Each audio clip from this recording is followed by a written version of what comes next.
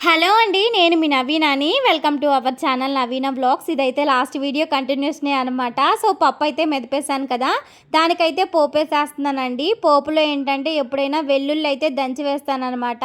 Taste అయితే చాలా బావుంటది. ఈరోజైతే నా దగ్గర వెల్లుల్లి లేదు. అందుకని చెప్పేసి ఉట్టి పోపే వేసేసాను. ఒకసారి వెల్లుల్లి దంచి వేసి ట్రై చేయండి. పప్పు గానీ ఏదైనా టేస్ట్ అద్దిరిపోద్దనమాట. నేను ఇలాగే ట్రై చేస్తూ ఉంటాను. ఇక్కడైతే పప్పుకైతే పోపేసేసాను కదా! ఇక అన్నం అయితే పిల్లలకైతే పెట్టేయాలన్నమాట. బాక్సుల్లోకి పెట్టాలంటే ఫస్ట్ అన్నం ఆరపెట్టాలి కదండీ!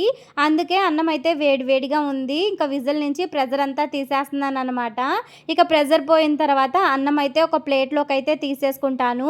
అన్నం ఏంటంటే కొంచెం చల్లగా అయిన తర్వాత మనం పప్పు కలిపితే మెత్తపడదు. లేదంటే కాస్త మనకేంటంటే ముద్దగా సంగటగా అయిపోయినట్టు అనిపిచ్చిద్దండి. ఇలా అయితే కొంచెం చల్లగా అయిన తర్వాత కలిపామంటే పొడి పొడిగా అనిపిచ్చిద్ది అన్నము. అందుకని చెప్పేసి ఇక్కడైతే అదే పని చేస్తున్నాను. ఒక ప్లేట్‌లోకి అయితే అన్నం అయితే ఇక ఆరపెట్టేస్తున్నాననమాట. అన్నం అయితే ఇక ఫ్యాన్ కింద కాసేపు పెట్టానండి. ఇక ఆరిపోయింది. తర్వాత అయితే పప్పు అయితే ఇక వేసేస్తున్నాను. పప్పు ఎప్పుడైనా సరే గట్టిగా చేసుకుంటే టేస్ట్ బాగోదండి.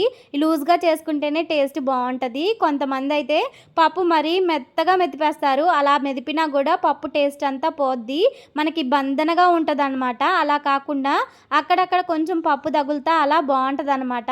ఇక్కడైతే మా వారికి మాకు అయితే ఉప్మా అయితే ప్రిపేర్ చేసేస్తున్నాను. మా వారైతే ఈరోజు ఇంట్లో ఉప్మా చేసేయమన్నారు. అందుకని చెప్పేసి ఇక్కడ ఫాస్ట్‌గా అయితే ఉప్మా అయితే ప్రిపేర్ చేస్తున్నానండి.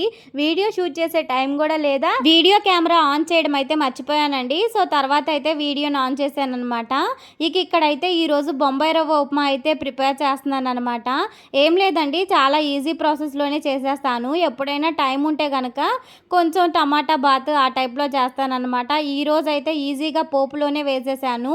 ఏం లేదు, ఎండుమిర్చి, పోపు దినుసులు, ఇక పల్లీలు, కొంచెం జీడిపప్పు వేసుకున్నాను, కరివేపాకు వేసుకున్నాననమాట. ఇక ఉల్లిపాయి ఇంతే.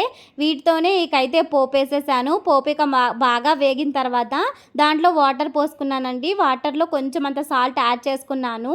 ఇక మనకేంటంటే వాటర్ బాగా బాయిల్ అయిన తర్వాత ఇక మనకి బొంబాయి రవ్వ అయితే యాడ్ చేసుకున్నాను. మనకి బొంబాయి రవ్వ ఏంటంటే పోసుకునేటప్పుడు కాస్త జాగ్రత్తగా వేసుకోవాలండి.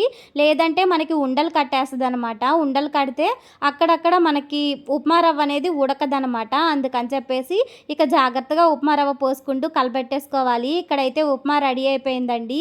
ఇక మా వారికైతే ప్లేట్‌లోకి అయితే పెట్టిచ్చేస్తున్నాను. అప్పుడప్పుడు ఏంటంటే ఈ ఉప్మా చేసేటప్పుడు సాల్ట్ వేయడం చాలా సార్లు మర్చిపోతూ ఉంటాననమాట. ఇక మా వారు పిల్లలు వెళ్ళిపోయిన తర్వాత నేనైతే ఇల్లంతా క్లీన్ చేసేసుకొని ఇక కాసేపు టీవీ పెట్టుకొని కూర్చున్నాను.